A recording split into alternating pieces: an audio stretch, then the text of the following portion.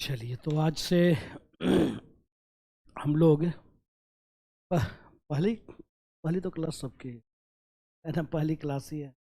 ES में भी हो? नहीं। क्या नाम हुआ? क्या? आ जाओ बेटा बेटा। चलिए मैं भी थोड़ा आज क्या कहा जाए, दुर्भाग्य ही से कहेंगे कि आज से बैच हमारी स्टार्ट होना है और मैं खुद स्वस्थ नहीं। ओह, लेकिन फिर भी मैंने जीएस का भी क्लास लिया इसी में। मैं तो इस उम्मीद के साथ आज घर से निकला था कि शायद आधे उधे घंटे में क्लास में खड़ा रह पाऊँ। नहीं, वैसा अब तो हो गया है। अभी तो स्टार्ट करेंगे, 2 घंटा कम से कम यहाँ आराम मिला। लेकिन एक मैं वही देखा कि सब कुछ होता है, सब कुछ माइंड से होता है। आज करीब 6 दिन से मैं घर में कैद था, बाहर भी नहीं जा रहा था। हिम्मत ही नहीं हो रही थी। उठते थे और कमरे में ही, उसी 4 कमरे में लग रहा है कि थक जा रहे हैं, हरासमेंट हो जा रही है। तो अपने घर में ही थक जा रहे थे, नहीं चल पा रहे। और 6 दिनों से ऐसे ही चल रहा था सब। फिर भी विश्वास नहीं हो रहा था कि मैं आज ले पाऊंगा क्लास। सुबह मैं आया बहुत हिम्मत करके। फिर क्लास में मैं इसी उम्मीद से गया था बोलकर ऑफिस में कि हो सकता है आधे घंटे से ज़्यादा मैं नहीं। तो बोला कि कोई बात नहीं सर, जितना हो सकता है। फिर देखो, देखते देखते पूरी क्लास और ठीक ठाक से अच्छे से एनर्जेटिक होकर ही लिया गया। आज वैसे ही मुझे वो लग रहा था कि आज से ऑप्शनल की हमने शुरुआत किया है और आज पहली क्लास ही कहीं हमारी खराब स्वास्थ्य का भेंट न चढ़ जाए। लेकिन फिर भी अब सब कुछ ठीक है और ठीक होगा। आप लोग का विश्वास है, आप लोग का प्यार है, यही बहुत ज़्यादा एक एनर्जी देता है। आप लोग का साथ ही एनर्जी देता है। आप लोग हो बस देखते हैं, उसी से एक एनर्जी मिलता है कि हाँ चलो सब कुछ ठीक हो। तो सबसे पहले तो हम लोग यहाँ पे जो देखेंगे, आप लोग को मिला होगा सिलेबस, मिला है आप लोगों को? नहीं मिला है?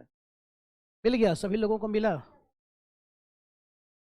और एक उसमें क्वेश्चन भी हमने वो किया है, तो क्वेश्चन मिला आप लोगों को? मिल गया है, दोनों मिला है। ठीक है। और इन्हें नहीं मिला है?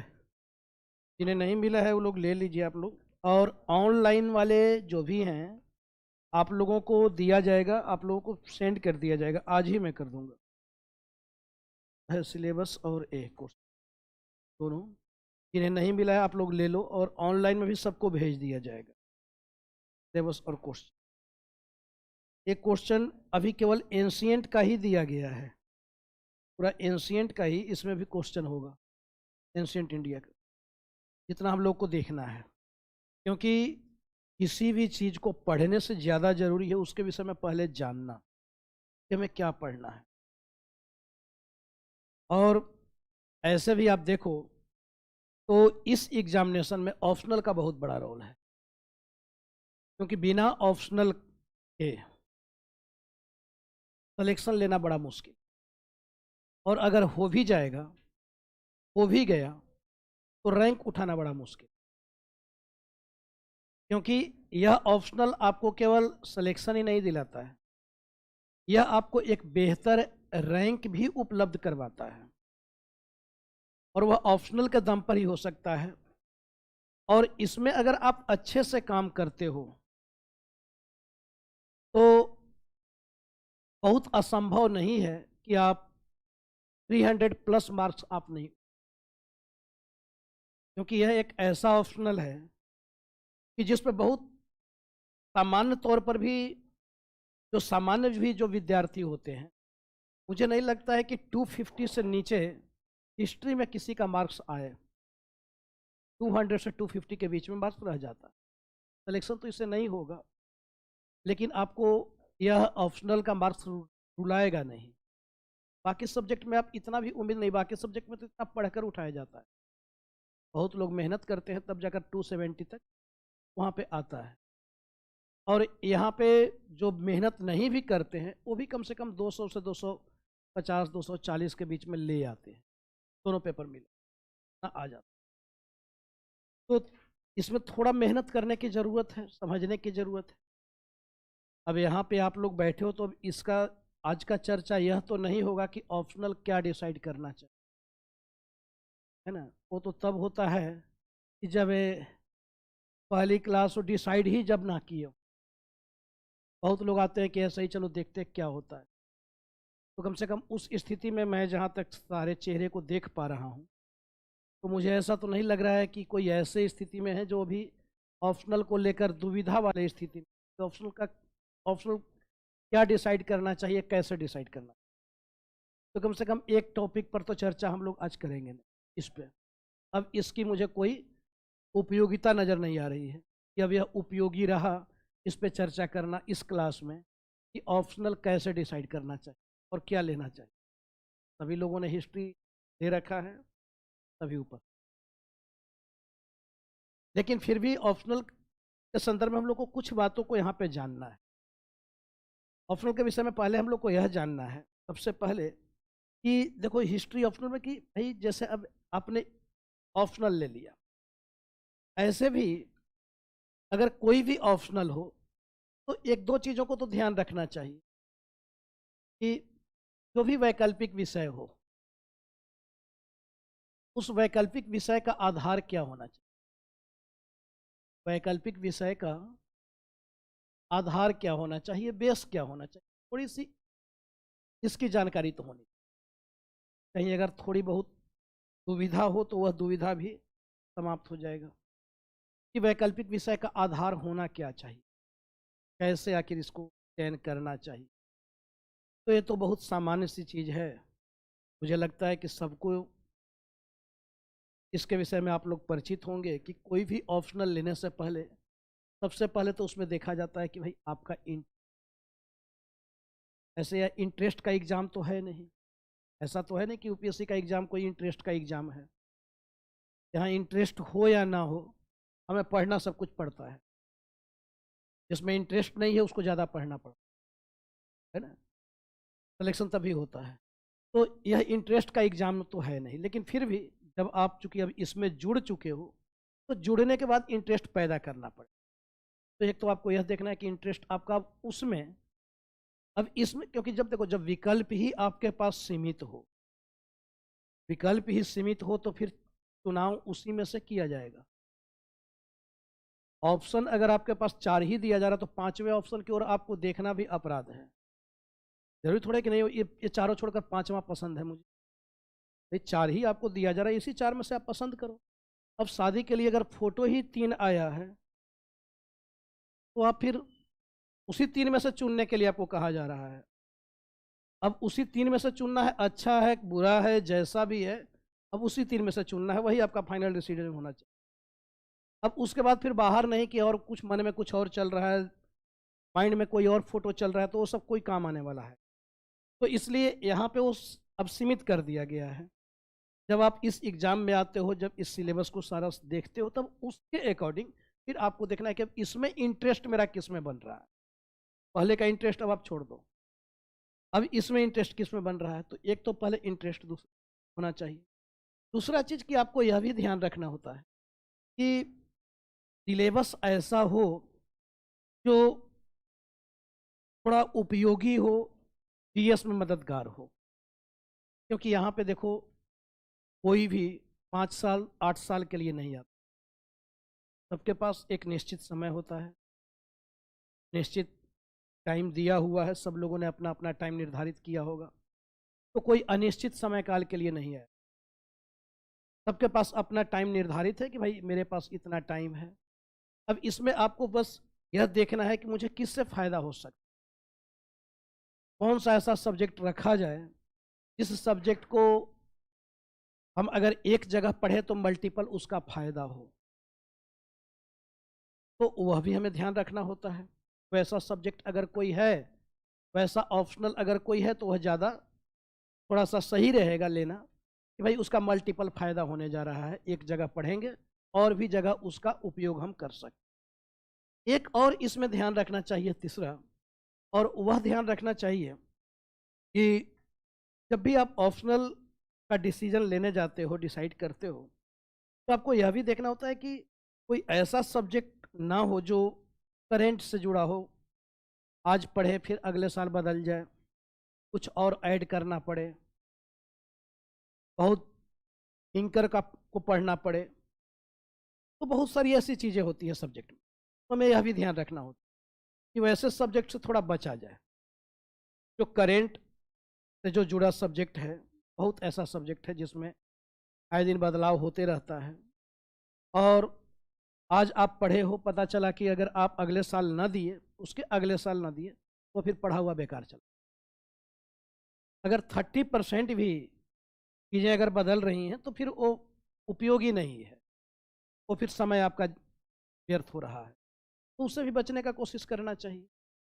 इसके साथ साथ एक और बात ध्यान रखना चाहिए, और वह है कि आपका जब ऑप्शनल आप रखो तो ऑप्शनल के साथ साथ है एक ध्यान और रखना है कि बुक्स नोट्स इजीली अवेलेबल हो, इजीली अवेलेबल हो। बहुत ऐसे सब्जेक्ट होते हैं जिसको लोग रख तो लेते हैं, पता चला बुक्स जो मिल रहा है वह ट्रांसलेटेड वर्जन मिल, समझ में ही नहीं आ रहा है। इतिहास के साथ ऐसा शिकायत है क्या? इतिहास के साथ तो है कि एक मांगो दुकानदार से तो वो 4 दे देता है।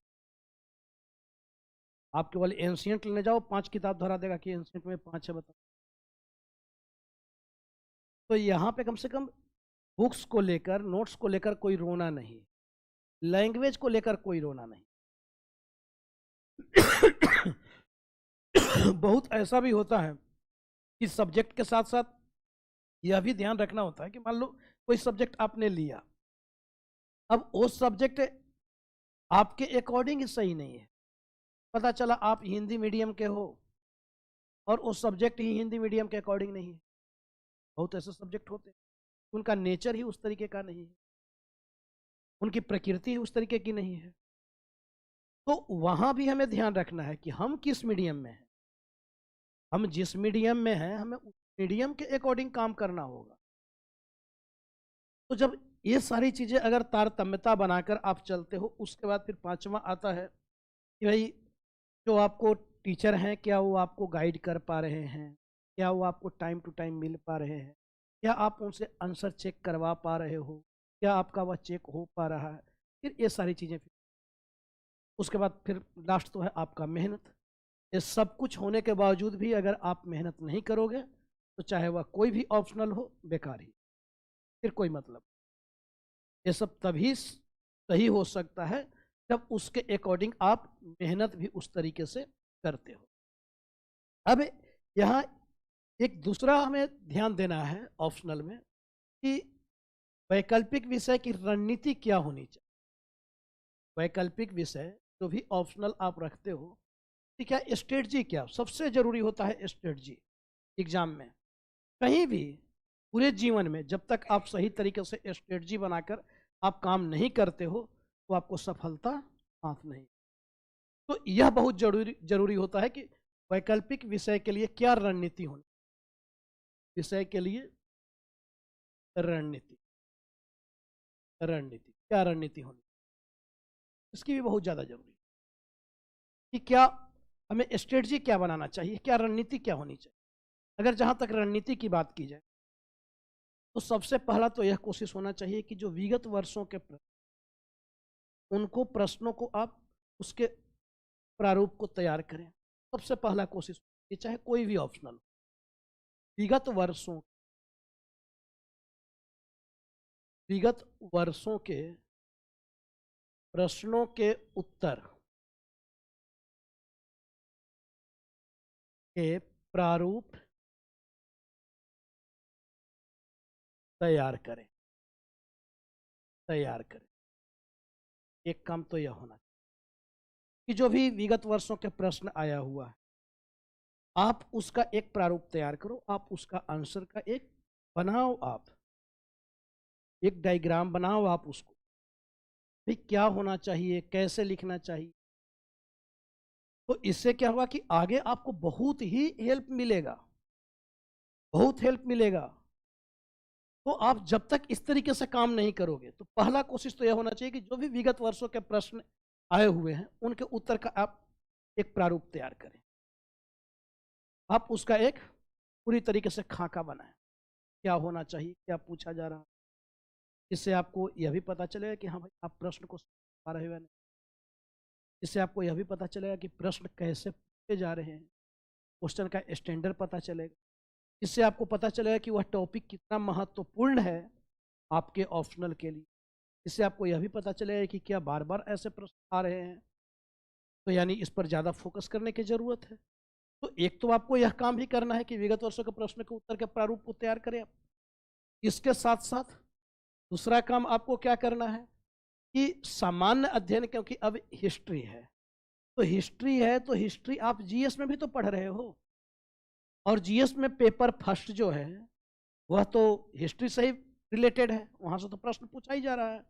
तो जो सामान्य अध्ययन के प्रश्न हैं, सामान्य अध्ययन के मुख्य परीक्षा के प्रश्न,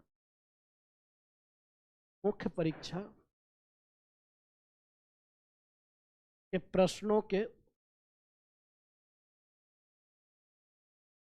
उत्तर के प्रारूप को तैयार करें, उत्तर के प्रारूप को तैयार करें, तैयार करें। आप देखोगे कि बहुत समानता होगी, बहुत समानता। अब अगर गांधी के असहयोग आंदोलन पर अगर जीएस में प्रश्न पूछा तो ऑप्शनल में भी प्रश्न पूछेगा, सिर्फ क्या होगा, भाषाई अंतर, सिर्फ भाषाई अंतर होगा और कुछ बदलने वाला नहीं है। अगर अमेरिकी क्रांति पर प्रश्न अगर ऑप्शनल में पूछा है तो जीएस में भी तो 1857 की क्रांति पर अगर जीएस में प्रश्न पूछा है तो ऑप्शनल में भी तो प्रश्न पूछे, और केवल भाषाई अंतर आप वहां पे देखोगे। तो एक तो यह भी कोशिश करना चाहिए, इससे आपका जीएस भी मजबूत होगा, साथ साथ ऑप्शनल भी मजबूत होगा। इसके साथ साथ तीसरा काम आपका होना चाहिए कि जो पाठ्यक्रम है, जो सिलेबस है, सिलेबस का गहन विश्लेषण। ऐसे नहीं कि ऊपरी स्तर पर सिलेबस देख लिए, आप पूरा सिलेबस को डिटेल्स में, आप उस एक एक शब्द को पढ़ो, क्या पूछ रहा है, क्या सिलेबस में दिया हुआ है। बहुत लोगों को सिलेबस ही पता नहीं होता, बहुत लोग पूरा ऑप्शनल पढ़ लेते हैं, उसके बाद पता नहीं होता कि कौन सा पेपर किस में पूछा जा रहा है। तो कम से कम उस स्थिति में ना। तो एक कोशिश यह भी करना है कि जो पाठ्यक्रम है, सिलेबस, पाठ्यक्रम का गहन विश्लेषण करें, गहन विश्लेषण, गहन विश्लेषण यह जरूर करना है। रोज उससे रूबरू हो, रोज उसको देखो। 5-6 पेज का सिलेबस है, कितना टाइम लगना। आप जो भी टॉपिक पढ़ रहे हो उस टॉपिक को देखो, प्रश्न को, फिर आप सिलेबस में देखो कि क्या इससे प्रश्न पूछा हुआ है। आप इस स्थिति में आ जाओगे कि आपको पता चलने लगेगा कि अगले वर्ष क्या पूछा जा सकता। आप ऐसे स्थिति में खुद आ जाओगे, आप किसी पे डिपेंड रह ही नहीं सकते हो। अगर आपने इन सारी चीजों को फॉलो किया तो आपको पता चलने लगेगा कि लास्ट ईयर यह पूछा है, अगले वर्ष ऐसे पूछेगा। आप डायरेक्ट नहीं तो कम से कम बहुत हद तक आप उसके करीब तो पहुंच ही जाओगे। और ये आप करके देखना, यह आप करके देखना, आप अगले वर्ष पूछे जाने वाले प्रश्न के आप करीब पहुंचते हो या नहीं पहुंचते हो, यह आप देख लेना कि आपको लगे कि अरे मैं भी तो यही सोच रहा था, यही सोच रही थी, और देखो ये प्रश्न आया है। तो तभी हो सकता है जब जाकर आप उसमें गहराई से आप जाकर उसका विश्लेषण करेंगे, आप उसको पढ़ेंगे, समझेंगे, सारे घटनाक्रम को, आगे विगत वर्षों के प्रश्नों को जब आप देखेंगे, तभी जब आप उसके वहां तक पहुंच। नेक्स्ट है, साथ साथ आपको एक काम और करना है, और वह काम क्या है, मार्क्स उठाने के लिए बहुत ही महत्वपूर्ण, विशेषकर हिस्ट्री ऑप्शनल में, और वह है मानचित्र का। ये कोई पढ़ा नहीं सकता, ये कोई पढ़ा नहीं सकता, ये केवल किया जा सकता, और वो स्वयं से किया जा सकता कि आपको मानचित्र का विश्लेषण करना होगा।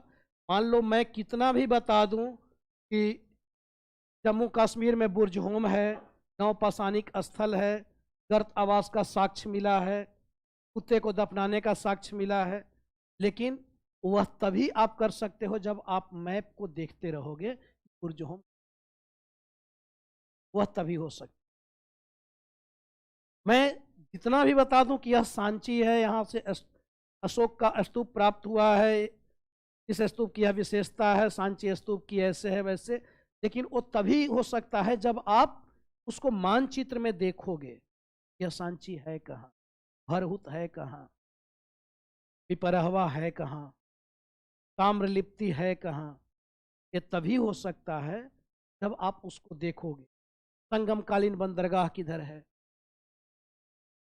तो यह कंटिन्यू थोड़ा सा इस पे भी काम करना। जैसे आप पढ़ रहे हो एंशिएंट, और मैपिंग में किससे पूछा जा रहा है, एंशिएंट से पूछा जा रहा है। तो जब एंशिएंट की क्लास चले तो देखो, मैं बार बार कहता हूं कि एक ही क्लास करो, दो ही क्लास करो, लेकिन संपूर्णता में करो, और नहीं तो बार बार पढ़ना पड़े अगर उससे मुक्ति चाहिए। साल भर पर्याप्त समय होता है, बहुत समय होता है, साल भर में सब कुछ धीरे धीरे करोगे। अरे गांधी एक बार में सफलता नहीं दिला पाए। गांधी का आंदोलन आप देख रहे हो, उनकी अपनी रणनीति रही है, संघर्ष विराम संघर्ष। एक बार आंदोलन को लेकर वे पीक पर चले जाते हैं, अचानक आंदोलन को स्थगित कर दे रहे हैं, विराम का काल है। फिर धीरे धीरे धीरे धीरे वह आंदोलन को लेकर पीक पर जा रहे हैं, फिर विराम, आंदोलन को स्थगित कर दे रहे हैं। और आखिर वही संघर्ष विराम संघर्ष करते करते गांधी ने क्या किया, देश को आजादी दिलाई। देश को आजादी दिलाई गांधी ने। उसी तरीके से हम आजादी, लोग कहते हैं कि हमें टुकड़ों में आजादी नहीं चाहिए, तो हम संपूर्णता में भी आजादी नहीं ले पाए। हमने प्रयास तो किया था 1857 में, क्या हमने कर लिया था, असफल हो गए थे। वह हमारा संपूर्णता में प्रयास था। लेकिन आप देखो कि जो गांधी की जो अपनी जो रणनीति रही, जिसे संघर्ष विराम संघर्ष कहा जा रहा है, जिसे दबाव समझौता कहा जा रहा है, कि गांधी एक बार सरकार पर दबाव बना रहे हैं और उसके बाद दूसरी ओर समझौता भी कर रहे हैं, अपनी कुछ बात को रखते भी हैं और कुछ उसी में से प्राप्त भी करते हैं, तरीके से हम अपने लक्ष्य तक पहुंचते हैं। तो यहाँ पे भी केवल क्लास कर लेना जरूरी नहीं। जैसे एंशिएंट इंडिया की क्लास चलेगी, तो एंशिएंट इंडिया में अब आपको देखना है कि जो मैपिंग का, जैसे ही मैं बताऊंगा कि थोड़ा सा इस एरिया को देख लेना, तो वो अब आपका काम भी है कि आप उसको जाकर मैप एक बार उसको आप देख, ये कहाँ पे है, उस पर थोड़ा सा काम करो, तब जाकर आपका साथ साथ मैपिंग का क्लास। नहीं तो बाकी तो फिर मैपिंग मैं करवाऊंगा ही, लेकिन वह केवल मैपिंग पर्याप्त नहीं जब तक कि आप उस तरीके से काम करते नहीं जाए। तो इसके लिए दोनों स्तर पर प्रयास होना चाहिए। तो एक तो यह होना चाहिए कि भाई वैकल्पिक विषय के लिए क्या रणनीति होनी। अब आते हैं हम लोग, एक और बात पर मैं चर्चा करूंगा, वह है हमारा कि चलो इतिहास हम लोग रखते हैं, क्या इसके कुछ लाभ भी हैं। इतिहास पढ़ने के आखिर लाभ क्या, हम क्यों वैकल्पिक विषय के रूप में इतिहास को लिए, और अगर वैकल्पिक विषय के रूप में इतिहास लिए तो इसका लाभ क्या है भाई। वैकल्पिक विषय के रूप में, वैकल्पिक विषय के रूप में इतिहास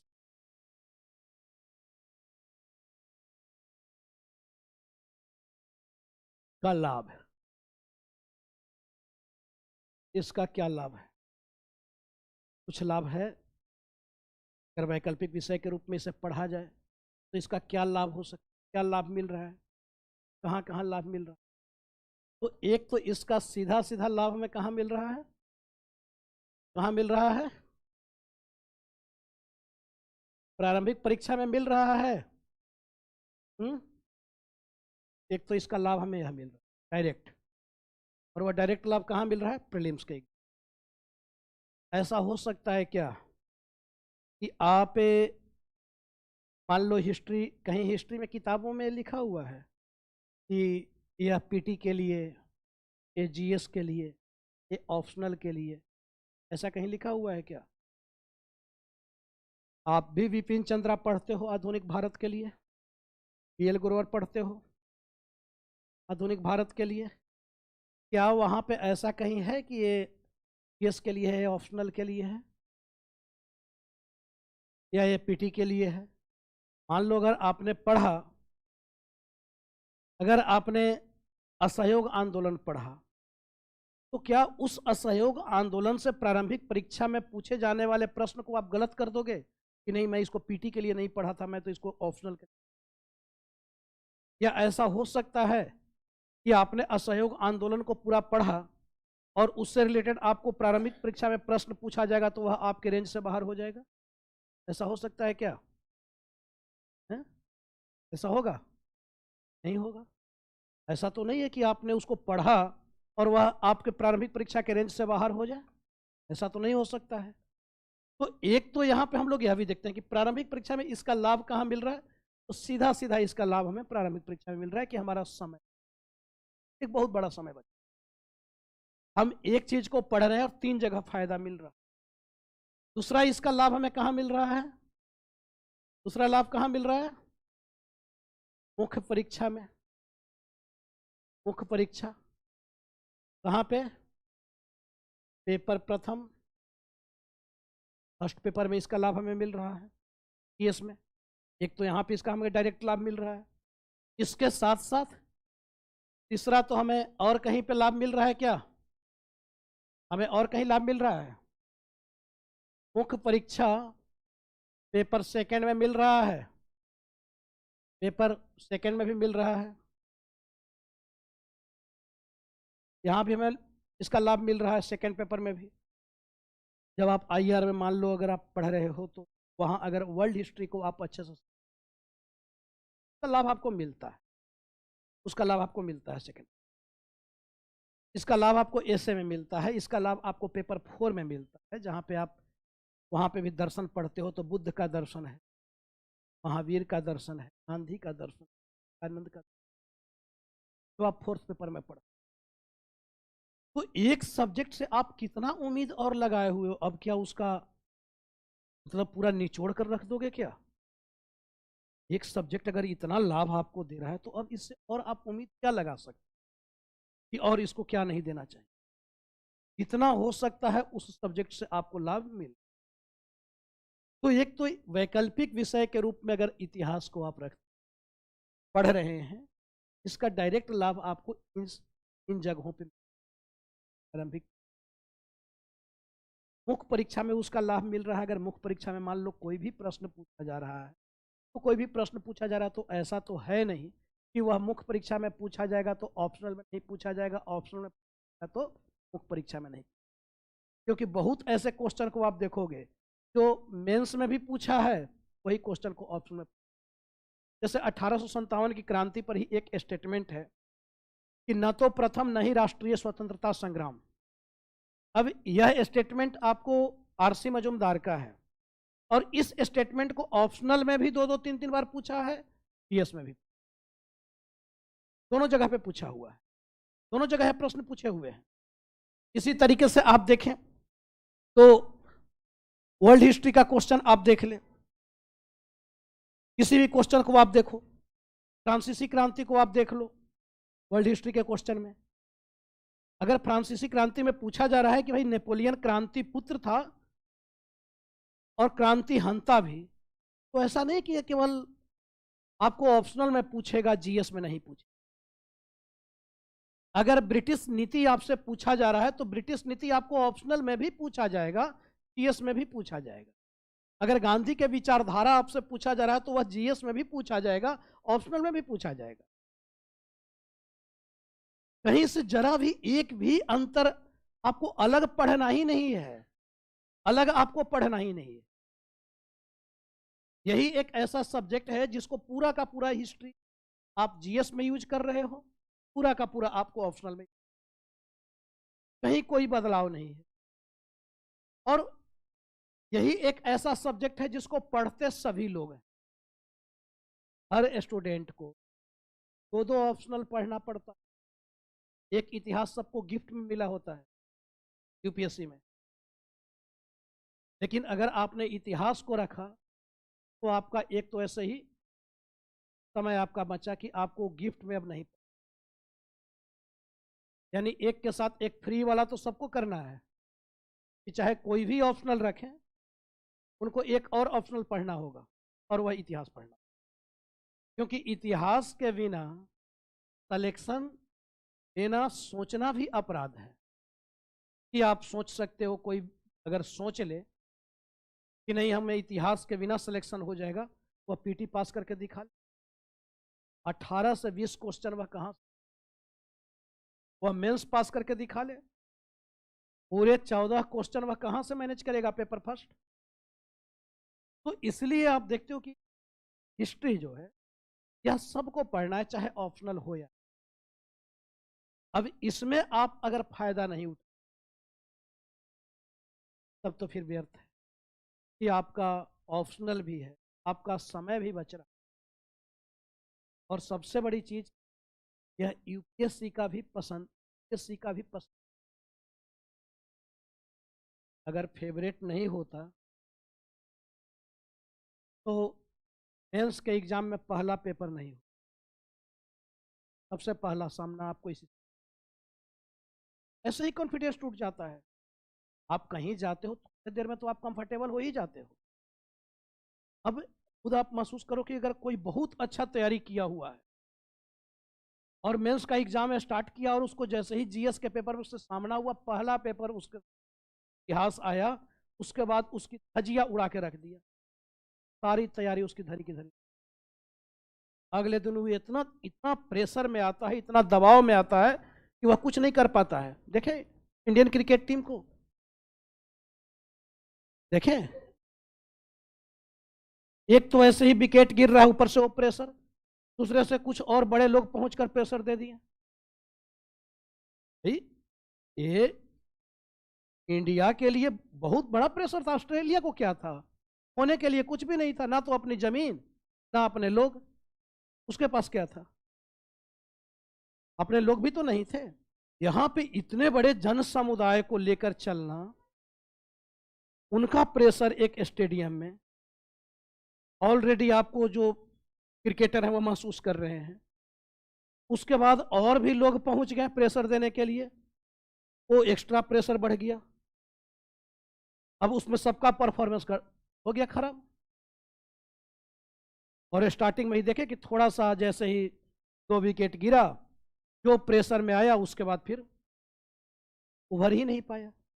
तो कोई भी अगर स्टूडेंट बहुत सख्त तैयारी किया हुआ हो, अगर उसका जीएस का पहला पेपर खराब गया, बाकी पेपर जिसमें अच्छी तैयारी भी है वो भी सही।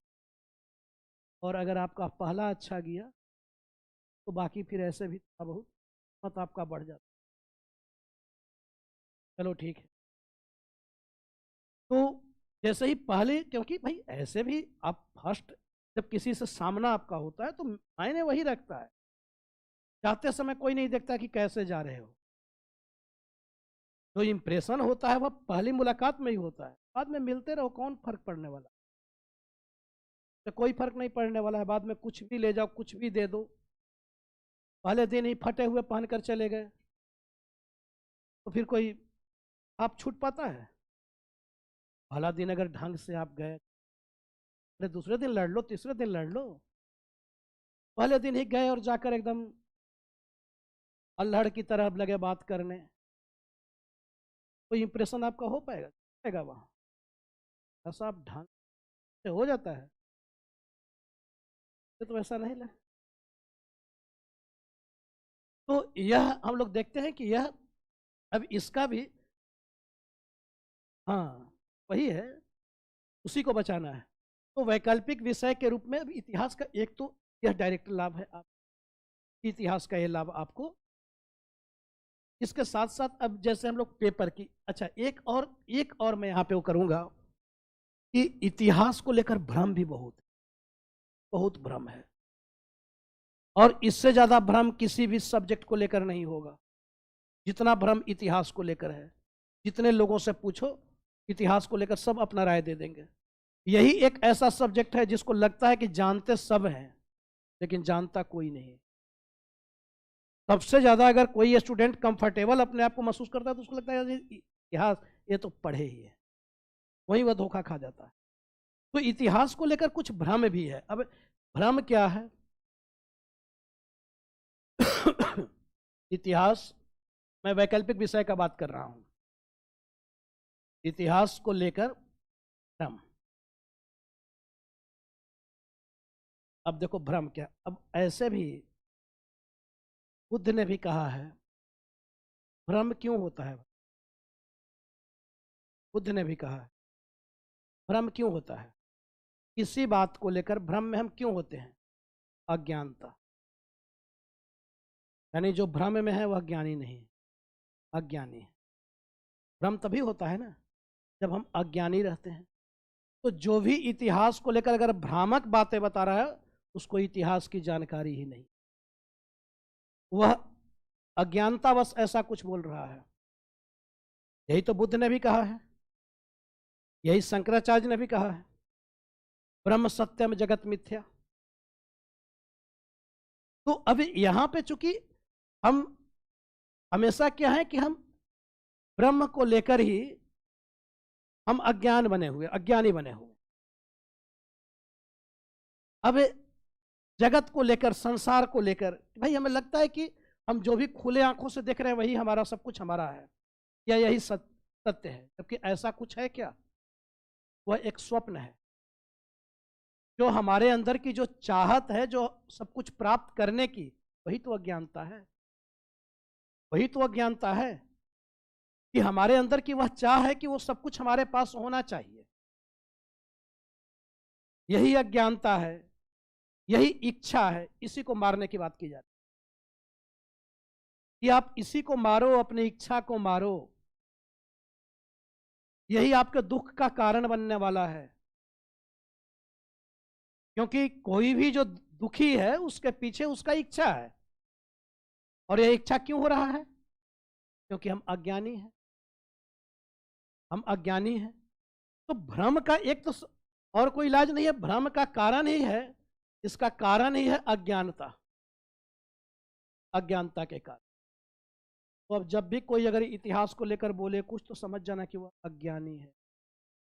साधना तुम्हारा भ्रम नहीं, ये तुम्हारे ज्ञान का अभाव है, इसलिए तुम ऐसा कुछ बोल।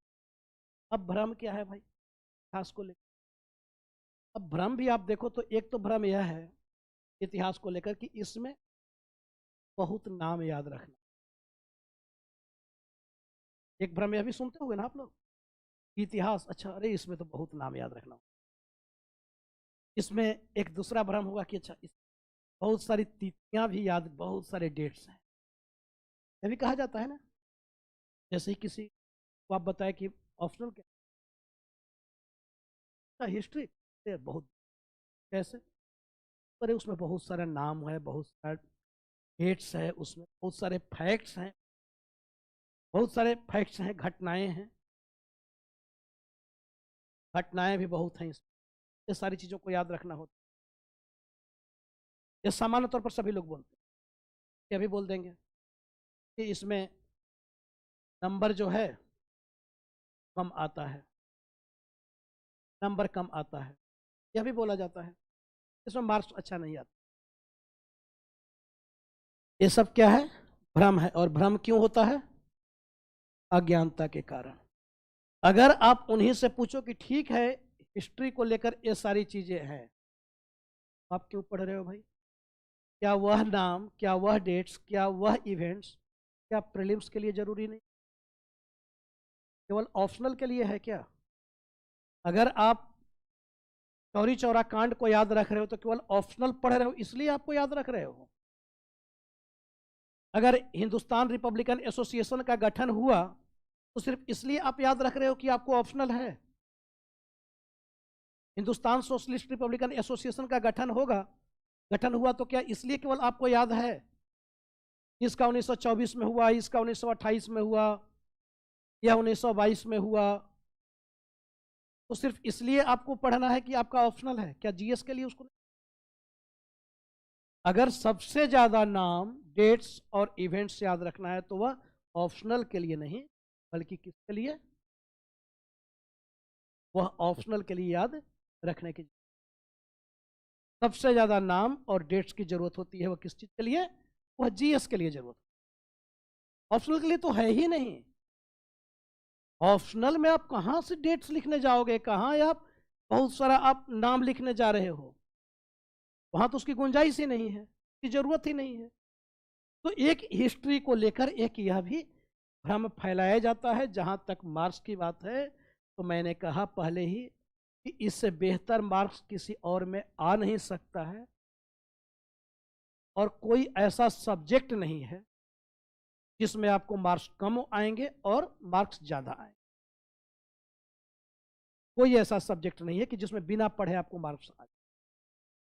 लेकिन इसमें एक सामान्य अंक अवश्य आपको प्राप्त होगा, लेकिन उस आधार पर केवल आपको सफलता प्राप्त नहीं, उसके लिए तो मेहनत।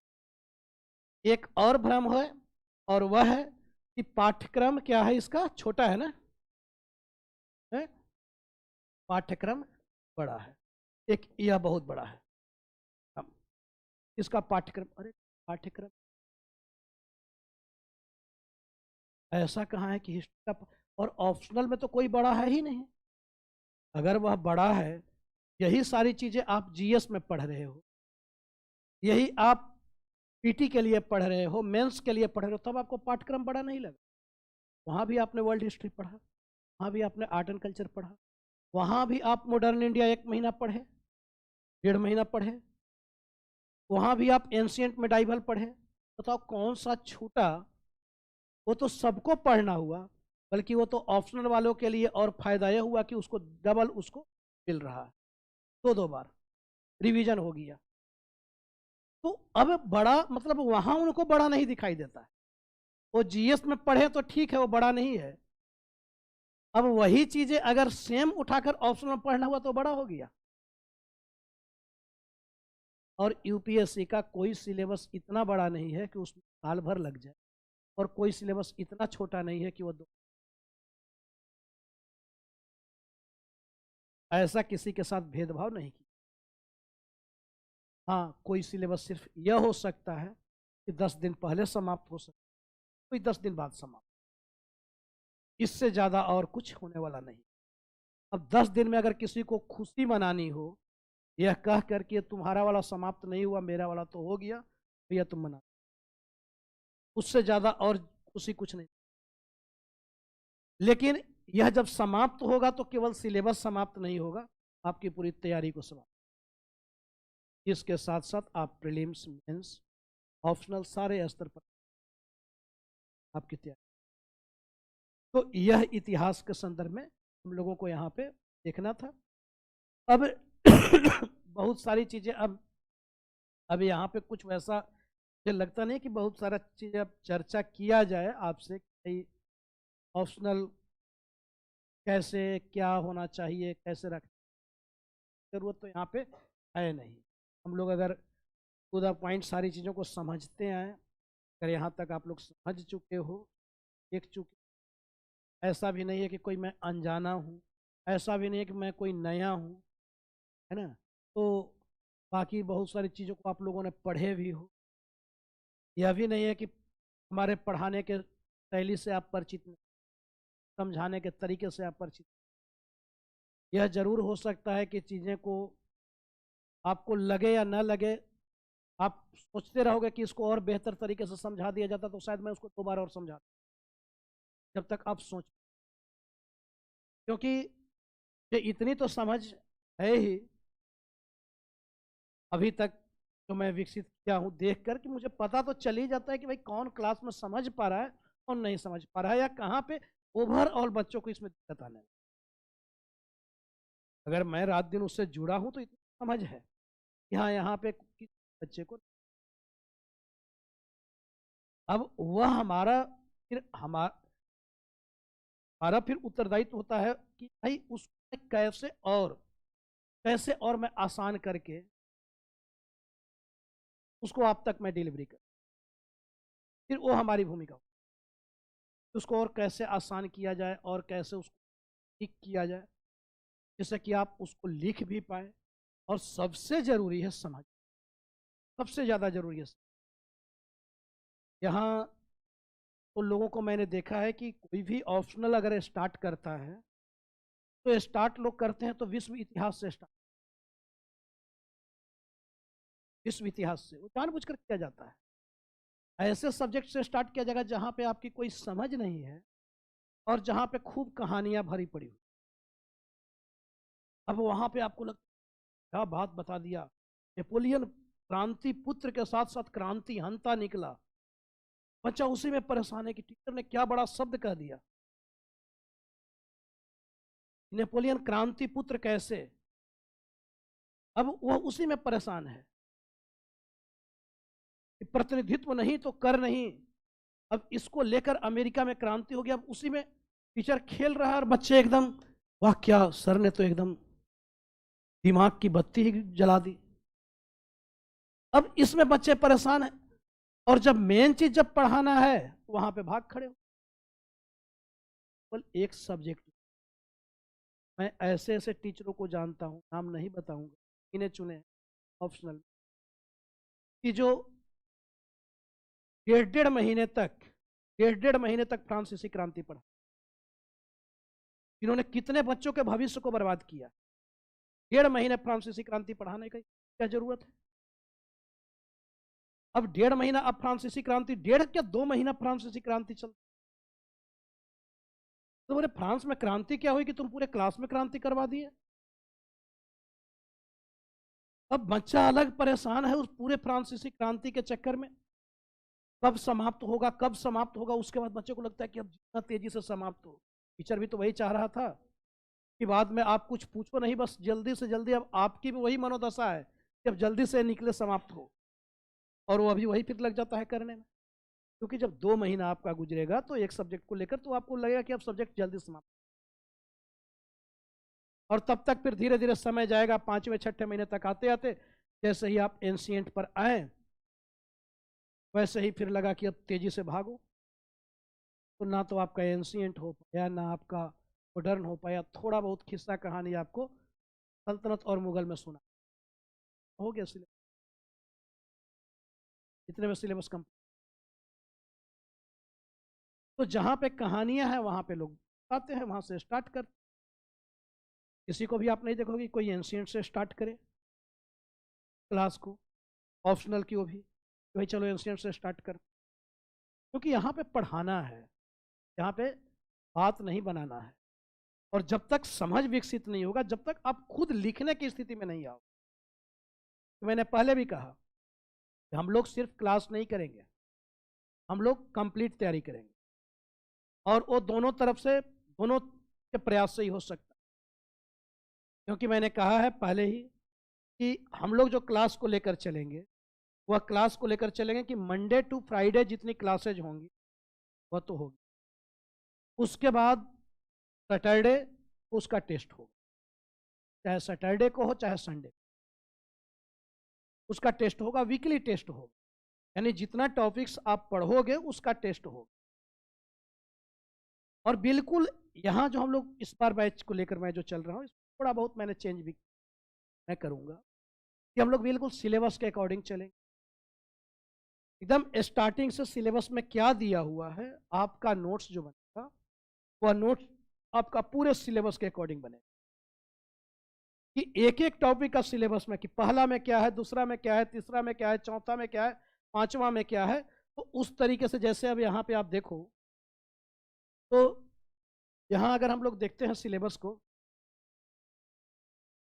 तो टोटल आपका कितना टॉपिक हो जा रहा है, टोटल कल्चर उल्चर मिलाकर 24 है ना, है?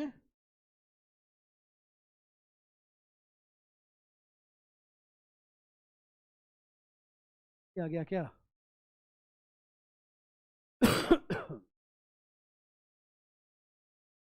अब आप देखो यहाँ पे ये आप लोगों के पास है ही, ये बस आपको मिला ही, ठीक है, यहाँ से है। अब फर्स्ट पेपर, जैसे यहाँ पे मैं एक चीज आपको बताऊं कि यहाँ जैसे पेपर आप देखते हो वैकल्पिक विषय, थोड़ा सा यह भी आप लोग हो सकता है कुछ लोग इसके विषय में न जानते हैं। कौन कौन लोग हैं बिल्कुल ईमानदारी से बताना कि जिनको नहीं पता है कि पेपर में फर्स्ट पेपर में क्या, सेकंड पेपर में क्या आता है, जिन्होंने नहीं देखा कोई बात नहीं है, अभी तो आप स्टार्ट कर रहे हो। कौन कौन लोग फर्स्ट पेपर में क्या आता है, सेकंड में क्या आता है, कैसे प्रश्न आता है, नहीं पता है, कोई बात नहीं है। अब यहाँ यह तो पता होगा कि ऑप्शनल के जो पेपर हैं वह कितने नंबर के हैं, या कितने नंबर का है, 500 दोनों पेपर। इसमें कितना पेपर होता है, 2 पेपर होता है, पेपर फर्स्ट और पेपर सेकेंड। पेपर सेकेंड यही होता है ना, 2 पेपर। और दोनों पेपर कितने कितने मार्क्स का होगा, 250 अंक का ये। और देखो दोनों एक ही दिन होगा, एक ही दिन होगा, ठीक है, मॉर्निंग और इवनिंग। तो paper first and paper second ये भी कितने, 250। अब यहां आप देखते हो कि पेपर फर्स्ट जो है इसमें क्या होगा, इसमें होगा प्राचीन एवं मध्यकालीन भारत। प्राचीन एवं मध्यकालीन, या पेपर फर्स्ट प्राचीन एवं मध्यकालीन। पेपर सेकंड जो होगा ये क्या होगा, इस आधुनिक भारत एवं विश्व इतिहास। आधुनिक भारत एवं विश्व इतिहास। इसमें कल्चर साथ साथ हम लोग, कल्चर चूंकि एंशियंट में कुछ कल्चर का पार्ट होगा और मेडाइवल में कल्चर का पार्ट, यहां से कल्चर का प्रश्न नहीं पूछा जाए। अब यहां अब देखते हो कि यहां जो पेपर फर्स्ट है इसमें जैसे 2 सेक्शन होगा, एक हो जाएगा सेक्शन ए, सेक्शन ए, एक हो जाएगा सेक्शन बी, ये 2 होगा फर्स्ट पेपर का, खंड क और खंड ख।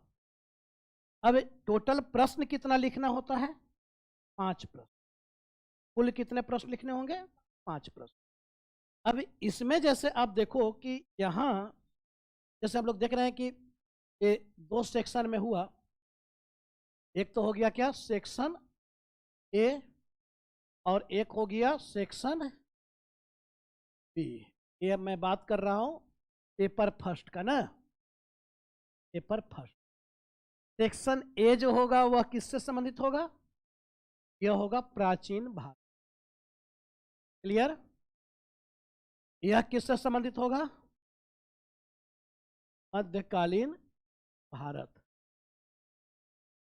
अब कुल प्रश्न कितना आपको लिखना है, 5 प्रश्न। अभी मैं एग्जांपल के साथ बताऊं, 5 प्रश्न देखो कितना आसान है, पीटी और मेंस से ज्यादा आसान है, वाकई बता रहा हूं, पीटी मेंस से ज्यादा आसान है ऑप्शनल।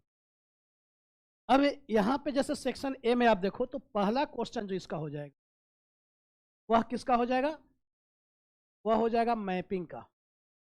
पहला क्वेश्चन मैपिंग, मैपिंग का होगा, यहाँ पे 20 साइट्स होंगे और यह 50 नंबर का होगा, 20 साइट्स होंगे 50 नंबर का होगा।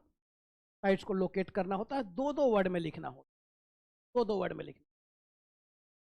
अब यह आप देखते हो कि इसमें अच्छा दूसरा जो क्वेश्चन होगा यह क्या होगा, यह होगा आपको ए बी और सी, ए बी सी 15-15 20 मार्क। तो यह आप देख रहे हो कि 15-15 20 मार्क, 30-20 50। अब दूसरा क्वेश्चन आपका हो जाएगा, तीसरा क्वेश्चन फिर होगा आपका कैसे, यहां भी आप देख रहे हो कि ए बी सी, ये भी आपको इसी तरीके से 15-15 20। चौथा क्वेश्चन यह भी आपका होगा ए बी, इसमें 15-15 और 20 मार्क, 50 50 इस तरीके। अब ये 4 क्वेश्चन आपका इधर हो जाएगा, यानी 5 कितना हो गया टोटल 4 क्वेश्चन मैपिंग मिला। सेक्शन बी में आप देखते हो तो सेक्शन बी में फिर यहाँ पे आपका 5वां क्वेश्चन होगा, किससे? मध्यकालीन भारत। और मध्यकालीन भारत से जो 5वां क्वेश्चन है, मध्यकालीन भारत में सल्तनत भी है और मुगल भी है। तो यह जो 5वां जो क्वेश्चन होगा इसमें हो जाएगा आपका 5 question A B C E, A B C D E, क्या हो जाएगा? ये 10-10 नंबर का होगा। कितना होगा? 10 × 5। और यह क्या होगा? यह जो 5वां क्वेश्चन होगा यह होगा क्या? शॉर्ट नोट्स, शॉर्ट क्वेश्चन ये होगा आपको शॉर्ट क्वेश्चन।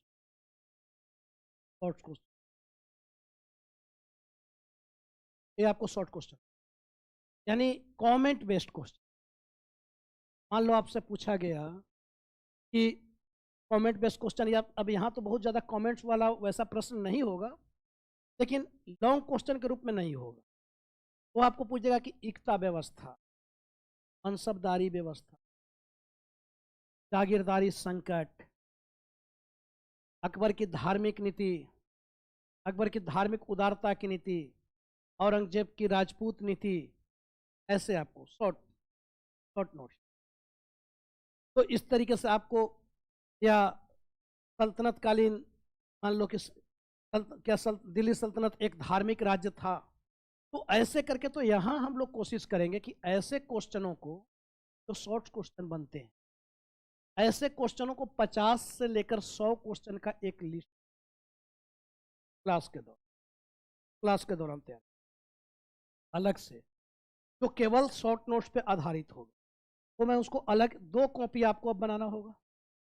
एक कॉपी तो आप क्लास का बनाओगे ही बनाओगे, एक कॉपी आप बनाओगे जिसमें केवल आप शॉर्ट क्वेश्चन, जैसे ही मैं बोलूंगा कि हाँ चलो अब शॉर्ट क्वेश्चन है, उसका भी फॉर्मेट वहां पे तैयार करो। तो वो फॉर्मेट साथ साथ आपको तैयार करना है, जिससे कि क्या होगा कि आपके पास 70-80 क्वेश्चन का ऐसा आपके पास भंडार पड़ा होगा, जिसको केवल उठाकर एक नज़र आप डाल लोगे ना, तो एक भी क्वेश्चन उससे बाहर नहीं जाएगा। और वो सबसे अच्छा तरीका होगा कि आप उसको मिला भी सकते हो। आप देखोगे कि उससे बाहर का एक प्रश्न पूछा हुआ भी नहीं होगा। अगर जितने भी प्रश्न आए होंगे वह प्रश्न उससे बाहर का नहीं होगा। जब इतने क्वेश्चन, आप खुद सोचो ना कि आप किसी सेक्शन पे 60-70 क्वेश्चन अगर आपने निकाल लिया, तो और कुछ बचता है क्या?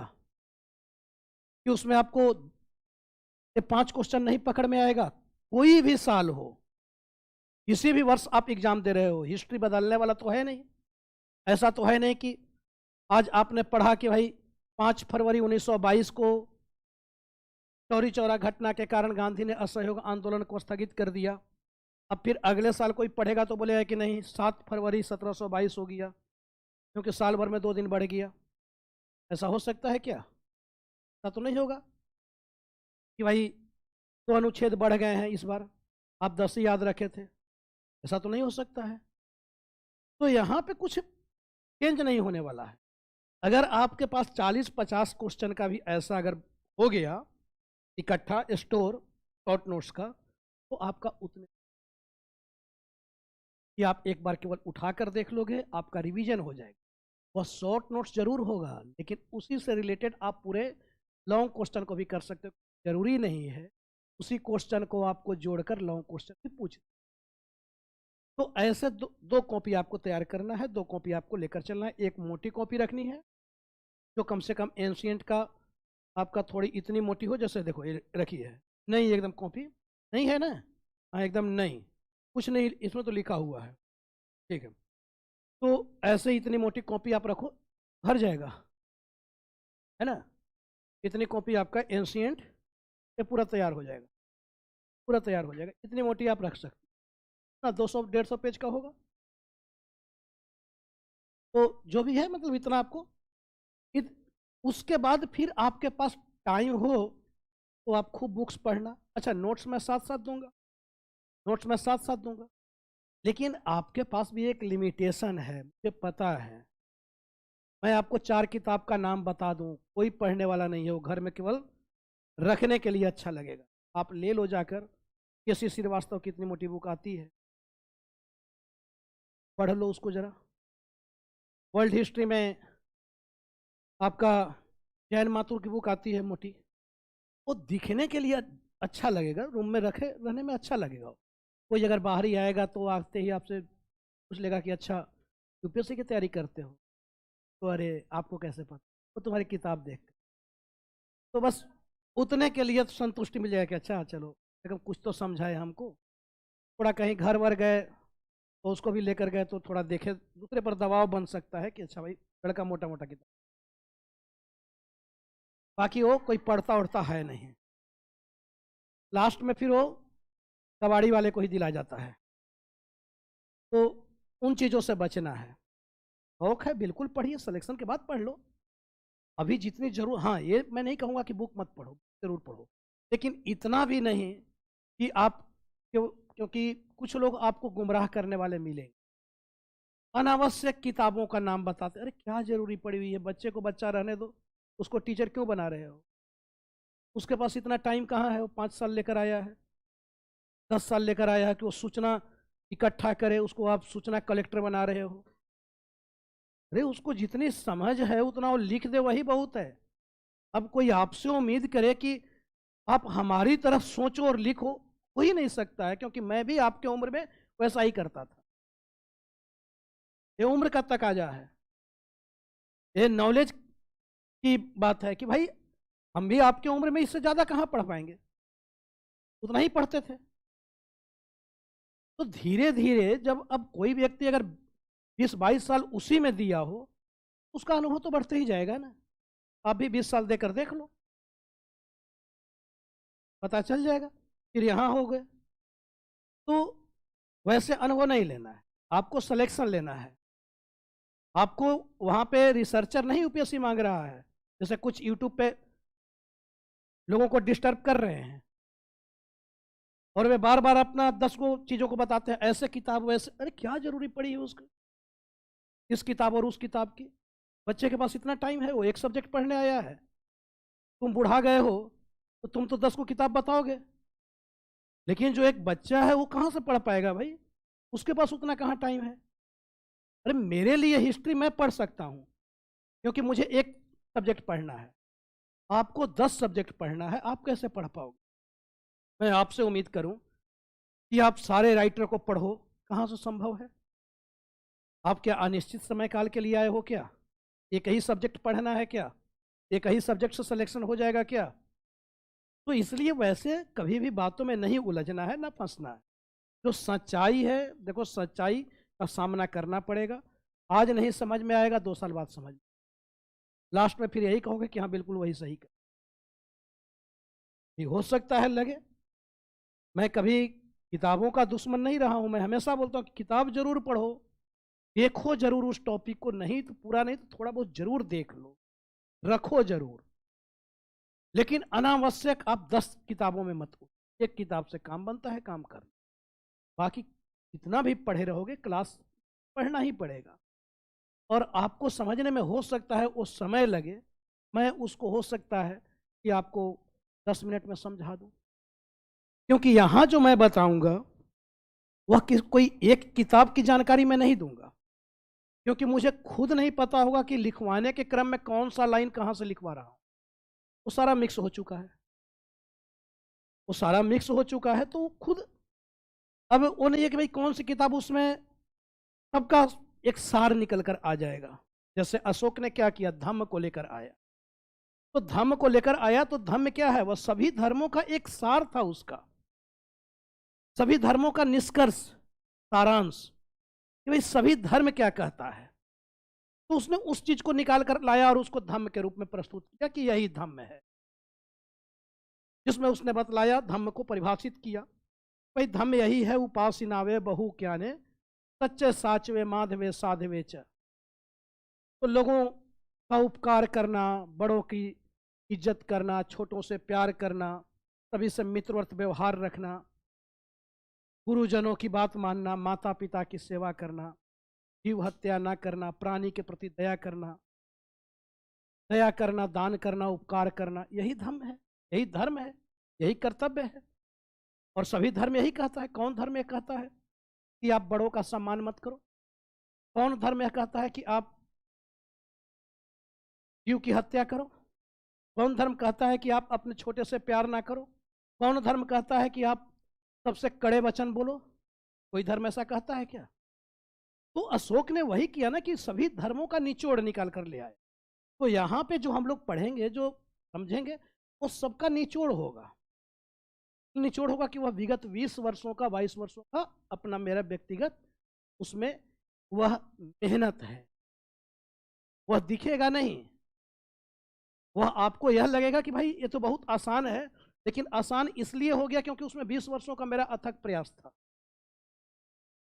मेरा उसमें मेहनत लगा हुआ था, इसलिए वह आपके लिए आसान हो गया। मैंने उसको आसानी से समझा दिया। शायद वही आप पढ़ते नहीं समझ पाओगे आसानी से। तो एक तो यह हम लोग देखते हैं, तो यह आपका ABCD ऐसे रहता है शॉर्ट नोट। ठीक इसी तरीके से पेपर सेकंड आप जब देखोगे, अब अगर पेपर सेकंड का मैं बात करूं, अच्छा यहाँ पे जैसे, हाँ, अब छठा क्वेश्चन आप देखते हो, तो छठे क्वेश्चन में भी क्या है, यहाँ पे आपका ABC। छठा क्वेश्चन में भी क्या है, तो यहाँ पे आपका ABC। सातवें क्वेश्चन में भी क्या है, ABC। आठवां क्वेश्चन में भी क्या है, ABC। बताओ, अब इसमें से आपको मात्र लिखना कितना है, 5 क्वेश्चन, और ये सभी 50, 50 और 50। इसमें से मात्र लिखना आपको 5 क्वेश्चन। अब 5 क्वेश्चन में क्या है कि पहला और पांचवा ये अनिवार्य होता है, ये दोनों आपको करना ही करना। अब बचा कितना, 3। अब इन 3 में आपके पास विकल्प है। इन 3 में एक शर्त और होता है, पहला और पांचवा तो अनिवार्य है, इसके साथ साथ एक एक क्वेश्चन और आपको करना होगा।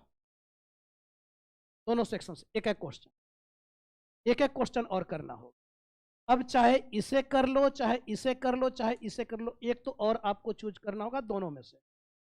तो एक एक दोनों में से आ जाओगे, यानी दोनों में से 2-2 क्वेश्चन, 4। अब एक में आपका विकल्प काम करेगा कि अब बताओ कि किसमें आप करना चाहते हो। अच्छा, यहाँ पे एक चीज और ध्यान रखना है कि जब भी आप करोगे, मान लो अगर दूसरा आपने किया, तो दूसरा किया तो ऐसा नहीं कि दूसरा का A, तीसरा का B और चौथे का C कर,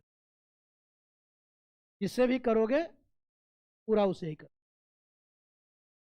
तो अगर आपने पता चला कि पहला किया, ये तो अनिवार्य ही है 2, उसके बाद आपने दूसरा किया, अब आपका इस सेक्शन से काम खत्म हो गया, इस सेक्शन से काम खत्म हो गया।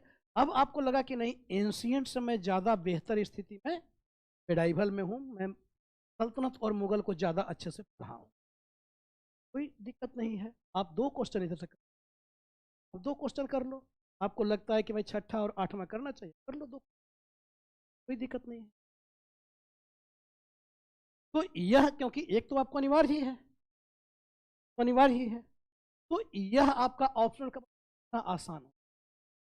यह ऑप्शनल का है पेपर का डिजाइन, और वाकई आसान होता है, वाकई आसान होता है।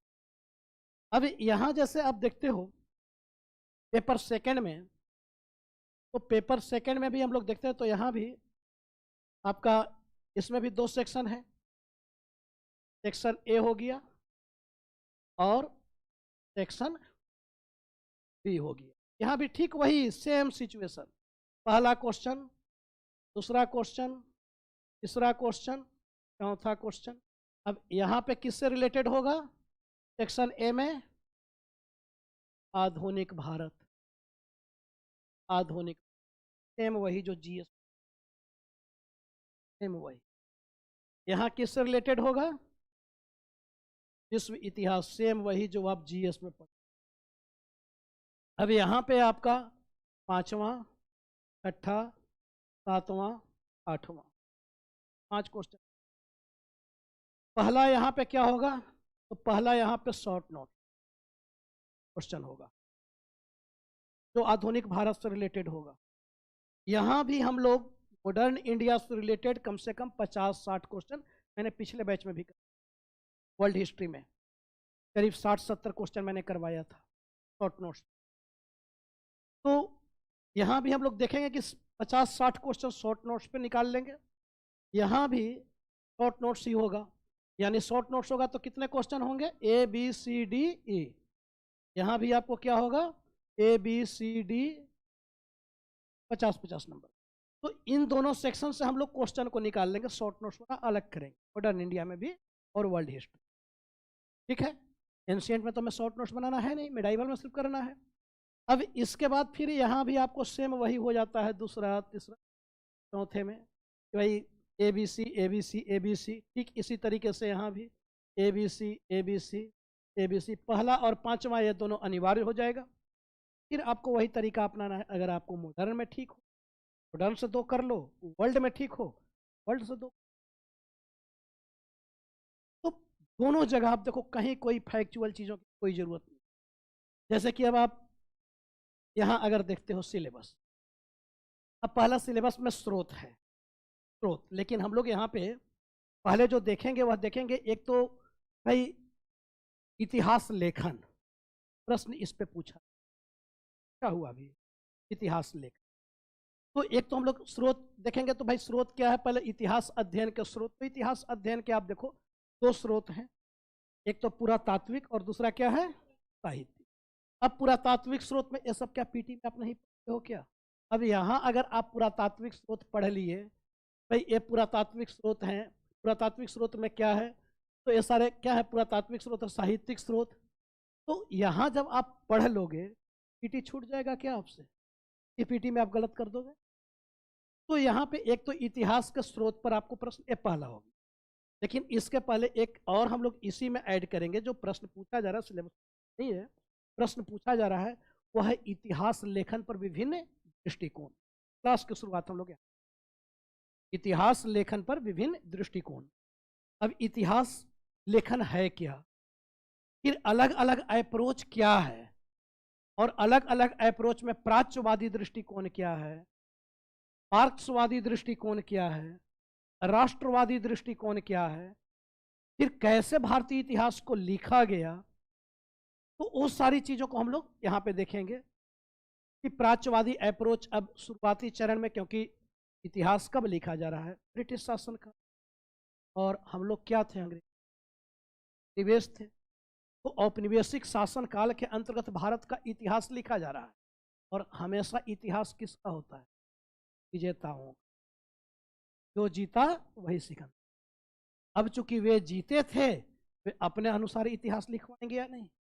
आज तक देख रहे हो इतिहास में शोधे चल रहा है, आज तक इतिहास में हमेशा पुनरावृत्ति हो रही है, उसको फिर से लिखा जा रहा है। अभी बहुत सारी चीजें जो है वो हमारी भारतीय जो राष्ट्रीय आंदोलन के दौरान भी घटित घटना है, उसको जानबूझकर कम करके दिखाया गया है। फिर से उसको सारी चीज़ों को किया जा रहा है, राष्ट्रवादी इतिहासकार उसको लिख रहे हैं। तो यहाँ पे एक हम लोग देखेंगे इतिहास लेखन, वह सबसे पहले, फिर आएंगे स्रोत पर, फिर प्रागैतिहासिक, आधे ऐतिहासिक यानी भौगोलिक काल, यानी इधर आप आ गए पाषाण काल। अब पाषाण काल में आपको देखो पूरा पाषाण, मध्य पाषाण, कृषि का आरंभ, फिर सिंधु घाटी सभ्यता, महापाषाणिक संस्कृति, महापाषाणिक संस्कृति, फिर इधर वैदिक काल में आप आ गए, महाजनपद काल आ गया। अब वैदिक काल में भी आप देख रहे हो तो भारत में आर्यों का प्रसार, ओवरऑल प्रसार हम लोग देखेंगे। भाई आर्यों का प्रसार कैसे हुआ, प्रसार कैसे पता चल रहा है, तो नदी घाटी के संदर्भ में हम लोग देखेंगे, साहित्य भी उसके विषय में उल्लेख करेगा, तो उन संदर्भ में हम लोग उल्लेख करेंगे। फिर आपको धार्मिक दार्शनिक साहित्य, ऋग्वैदिक काल से उत्तर वैदिक काल तक हुए रूपांतरण, राजनीतिक सामाजिक आर्थिक जीवन, वैदिक युग का महत्व, यानी हर तरीके से राजनीतिक महत्व क्या है, आर्थिक महत्व क्या है, सामाजिक सांस्कृतिक महत्व क्या है, निरंतरता क्या है, वर्तमान सभ्यता संस्कृति की देन क्या है। अगर वैदिक युग के विषय में पूछा जाए कि वर्तमान वैदिक युग का वर्तमान सभ्यता संस्कृति क्या देन है, तो वह हम उसकी निरंतरता देखेंगे। सिंधु घाटी सभ्यता के संदर्भ में प्रश्न पूछा जा सकता है, उन सारी चीज़ों को हम लोग देखेंगे। फिर महाजनपद काल, तो महाजनपद काल में भी यहाँ हम लोग देखेंगे, फिर इसी में आपको जैन बौद्ध धर्म आ जाएगा। तो इन सारी चीज़ों को यहाँ पे हम लोग को देखना है। ये सिलेबस है, इसमें आप देख रहे हो कि शुरुआती गुप्त वंश, गुप्तकालीन क्षेत्रीय वंश और प्रारंभिक भारतीय संस्कृति, यानी यहाँ तक के हम लोग को देख लेना है। अच्छा, ये तो प्रारंभिक मध्यकालीन भारत, अर्ली मेडाइवल फेज हो जाएगा, यहाँ तक के 12 तक के हमारा हो जाएगा एंस। और इसमें कोई समय ज़्यादा लगने वाला नहीं है। सही से अगर हम लोग करें तो यहाँ तक की क्लास हमारी 1 महीने पर्याप्त, 1 महीने यहाँ तक की क्लास हमारी, 1 महीना 10 दिन 12 दिन जो भी चले, यहाँ तक अगर हम लोग सही से चले तो कंप्लीट हो। तो 4 दिन आगे हो सकता है, ज़्यादा से ज़्यादा यह हो सकता है, लेकिन इतने में हमारा कंप्लीट। फिर अर्ली मेडाइवल हम लोग देखेंगे, तो अर्ली मेडाइवल में बहुत कम ही इसमें है। फिर उसके बाद हम लोग सीधे आ जाएंगे आपको मेडाइवल पीरियड में। मेडाइवल पीरियड में फिर यहाँ पे आप देख रहे हो। अब जैसे यहाँ पे एक और आपने देखा होगा कि क्वेश्चन भी दिया हुआ था। क्वेश्चन का किधर है? हेलो, क्वेश्चन एक और लगा हुआ था क्वेश्चन का, एक और फाइल हो।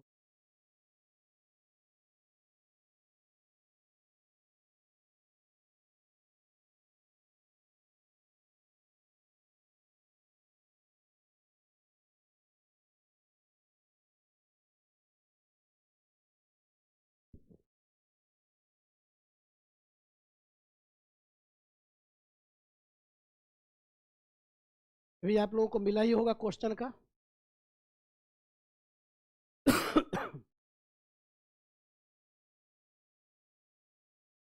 यहाँ आप जैसे देखो, अब 2023 प्रश्न देखो सा, बाकी हम लोग चर्चा करेंगे। एक चीज़ और मैं आपको बता दूं कि जितने भी प्रीवियस ईयर पेपर है जो आया हुआ है, इन सब का मैं करवाऊँ, इन सब का मैं करवाऊँ, सबका आंसर हम लोग फॉर्मेट बनाएंगे, सबका फॉर्मेट बनाएंगे प्रीवियस ईयर क्वेश्चन। अब यहाँ आप जैसे देख रहे हो कि नवपाषाण युग में हुए महत्वपूर्ण, हाँ, एक प्रशासक को इतिहास की समझ, इतिहास से की समझ क्यों जरूरी है, इसलिए तो सिलेबस में रखा गया है। अगर आप एक अच्छे प्रशासक हो, इतिहास हमें क्या शिक्षा देता है? इतिहास हमें समाज, संस्कृति, कहीं के भी आप कल्चर को जानते हो, कैसे जान रहे हो? सोसाइटी को जान रहे हो, कैसे जान रहे हो? क्या एक अच्छा प्रशासक बिना एक अच्छे उसको समाज की अगर जानकारी नहीं है, संस्कृति की जानकारी नहीं है, भूगोल की जानकारी नहीं है, अर्थव्यवस्था की जानकारी नहीं, वो अच्छा प्रशासक हो? ब्रिटिश जब भारत आए, तो ब्रिटिश भारत आए तब उनको लगा कि अब भारत में शासन करना है, तो शासन करने के लिए जरूरी क्या है? भारत के समाज और संस्कृति को समझना। क्योंकि जब तक भारतीय समाज और संस्कृति को नहीं समझते हैं, तब तक एक अच्छे प्रशासक भारत में नहीं रह सकते। इसके लिए उन्होंने क्या किया? भारतीय अतीत का अध्ययन किया, हमारे धर्म ग्रंथों का अनुवाद किया। भागवत गीता क्या जरूरी पड़ी थी उनको अनुवाद करने की? अभिज्ञान शकुंतलम क्या जरूरत पड़ी थी उनको अनुवाद करने की? इन सब का अनुवाद क्यों किया गया? हमारे धर्म ग्रंथों का अनुवाद क्यों किया गया? क्योंकि उसके माध्यम से वह भारत को जान पाते, भारतीय समाज को जान पाते, भारतीय संस्कृति को समझ पाते, और तब जाकर भारत पर वे शासन कर पाएंगे। और जब उन्होंने अध्ययन किया, तो उस अध्ययन के दौरान उनकी जो अभी तक जो यूरोपीय अवधारणा थी वह तार तार हो गई। तो लगा कि गलत जगह हमने हाथ रख दिया, इस देश पे कैसे शासन किया जा सकता है भाई? तो काफी ये लोग, इनकी बहुत मजबूत संस्कृति रही है और इनका अतीत तो गौरवान्वित करने वाला रहा है, एक से एक दर्शन। अब इनके पांव फूलने लगे। अब उसके बाद इन्होंने यह कहना स्टार्ट किया कि भारत का अतीत तो गौरवान्वित कर, लेकिन भारत का वर्तमान भारत के विकास के मार्ग में अवरोधक। अब हम तुम्हें विकसित बनाएंगे। क्यों भाई? तो आपका अतीत तो अच्छा रहा है, लेकिन आपका वर्तमान खराब हुआ, क्योंकि आपका मध्य खराब रहा। मध्य क्यों खराब रहा? तो मुसलमानों का शासन। अब हमारे बीच एकता थी, को क्या करने का किया जा रहा है? तोड़ने का। अभी तक हम मिलजुल कर रह रहे थे, धर्म को लेकर कभी भी हमारे यहाँ लड़ाइयाँ नहीं लड़ी गई थी, कभी भी हमारे बीच मतभेद नहीं रहा था, कभी हमारी एकता में दरार उत्पन्न नहीं हुई थी। लेकिन हमारे बीच की उस एकता को तोड़ डाला इन लोग। हमारे बीच एक दीवार खड़ा करने का कोशिश की, डिवाइड एंड रूल पॉलिसी खेला।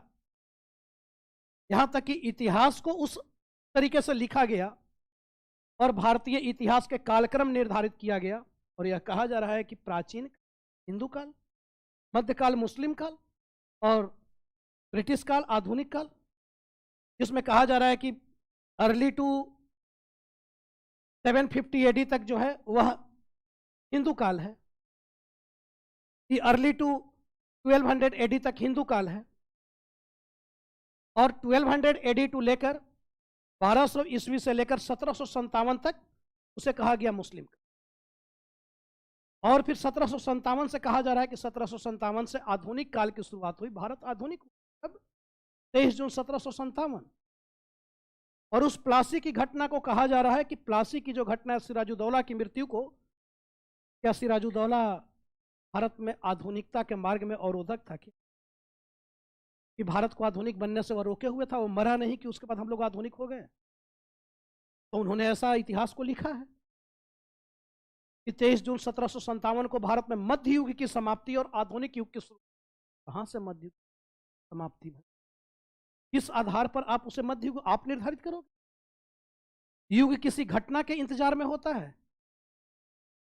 इस आधार पर आधुनिकता हमारे यहां रुका हुआ था कि सिराजुद्दौला जीवित है। हम मध्य युग में प्रवेश करने के लिए इसलिए इंतजार कर रहे थे कि मोहम्मद गौरी हमारे यहां आक्रमण करे।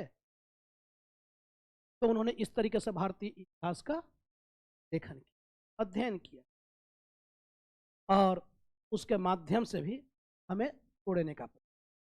एक प्रशासक के लिए न केवल इतिहास की भूगोल और अर्थव्यवस्था के विषय, इसलिए सिलेबस में जो रखा गया है, पहला इतिहास, दूसरा, तीसरा राज्य व्यवस्था, है ना, सेकंड पेपर राज्य व्यवस्था, कानून की जानकारी होनी चाहिए एक प्रशासक को, होनी चाहिए, राज्य व्यवस्था की जानकारी होनी चाहिए, अंतर्राष्ट्रीय घटनाओं की जानकारी होनी चाहिए या नहीं होनी चाहिए एक प्रशासक को। आगे बढ़ो थर्ड पेपर में, तो थर्ड पेपर में क्या है? Internal security, disaster management, economics, science tech, environment. क्या एक प्रशासक को इन सब की समझ नहीं होनी? तो इसको थर्ड पेपर में रखा गया। और चौथा, क्योंकि नैतिकता का अभाव हो गया भारतीयों में, जो हमारी सबसे मजबूत कड़ी थी। नैतिकता का अभाव क्यों हुआ? क्योंकि हम अपनी सभ्यता संस्कृति की जड़ों से दूर हटे, आधुनिकता के दौड़ में हम शामिल होने लगे, अपने समाज से हम कटने लगे, अपने परिवार से हम हटने लगे। इसके कारण हमारे अंदर क्या हुआ? नैतिकता का अभाव। पहले एक संयुक्त परिवार होता था, दादा दादी नैतिकता की शिक्षा दिया करते थे, घर में वह नैतिकता का पाठ पढ़ाया जाता था, क्या अच्छा है क्या बुरा है उसकी समझ कराई जाती थी बच्चे को। अब माँ बाप को टाइम नहीं, बच्चे को छोड़ दिया जा रहा है कहाँ नैतिकता? उस मोबाइल में। जिसके कारण क्या हुआ? आज यूपीएससी के सिलेबस में नैतिकता को लागू करना पेपर 4 के रूप में। यह हमारी सांस्कृतिक विशेषता रही थी, वह समाप्त होने लगी।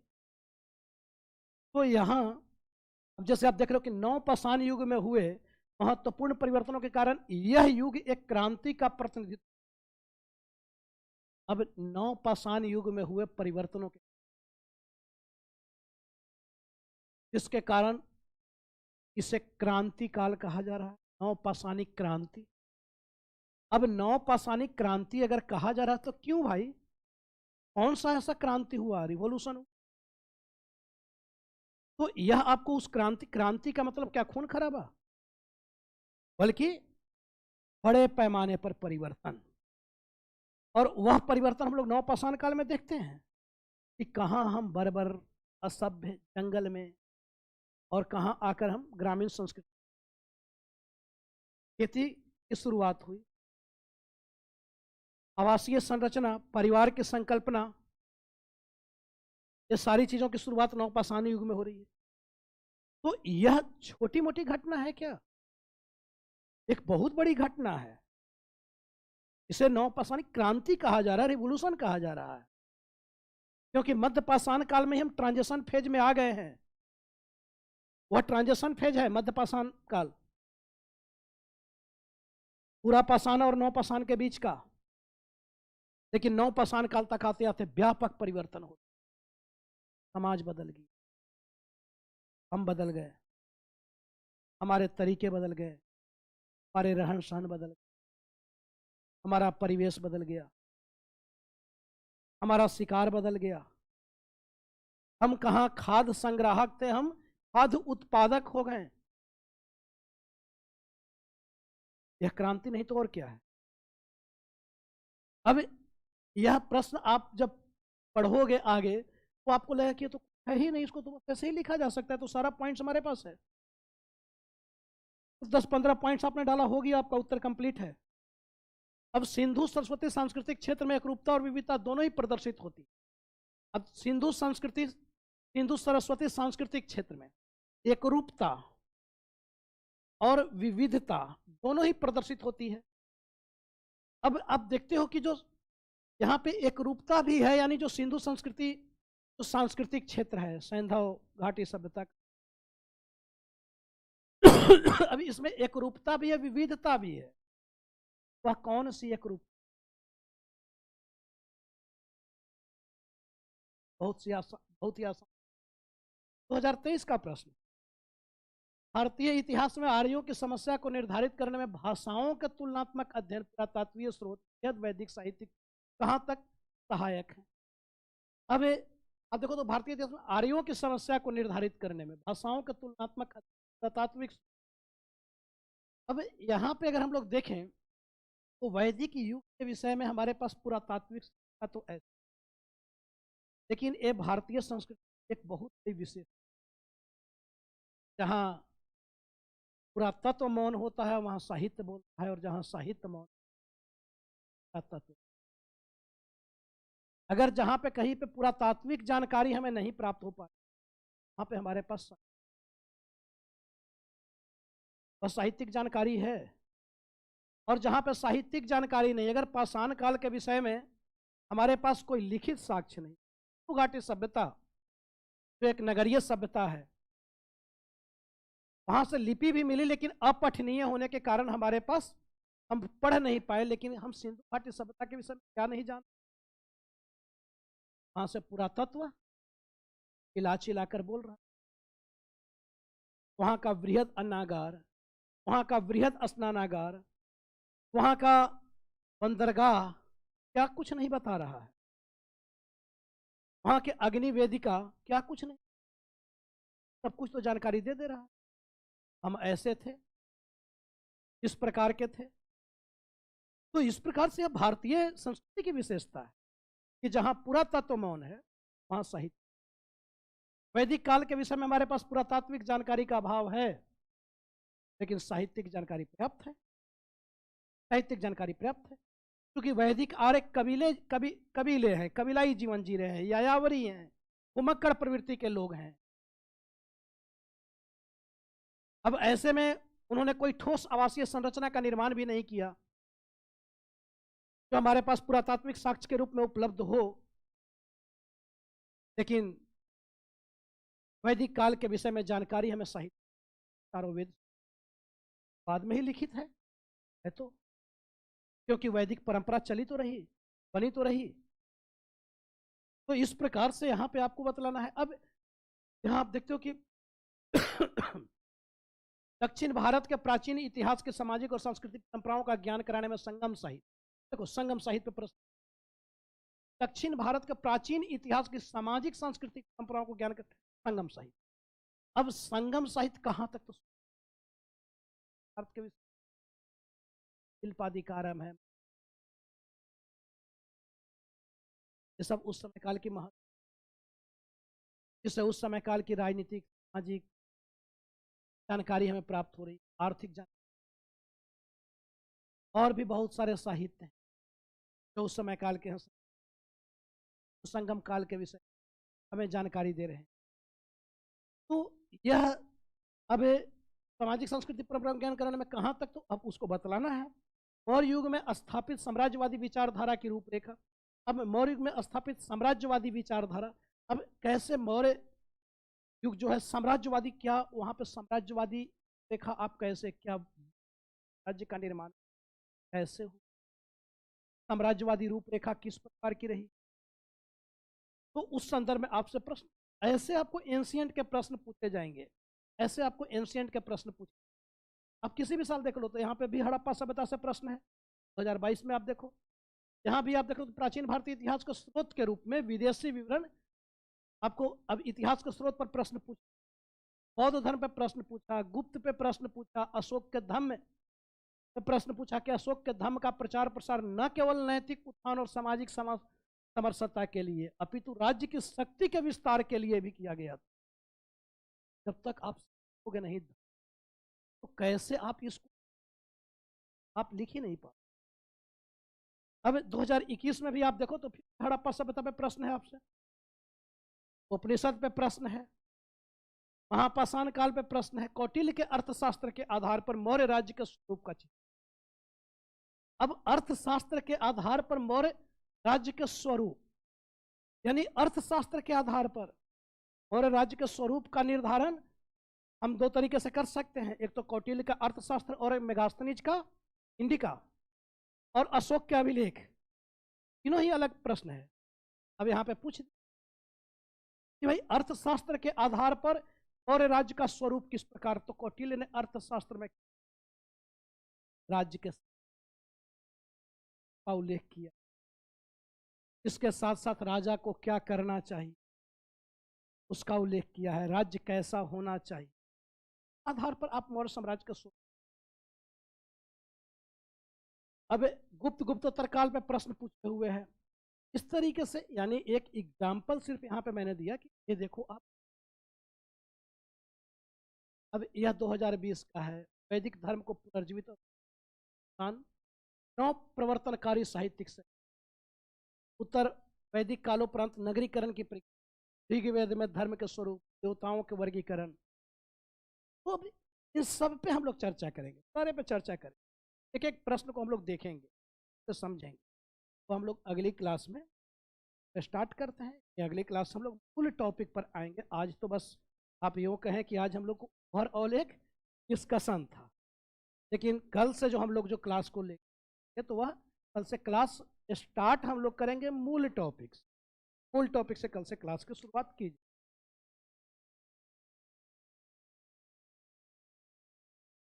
तो टॉपिक से क्लास की, ठीक।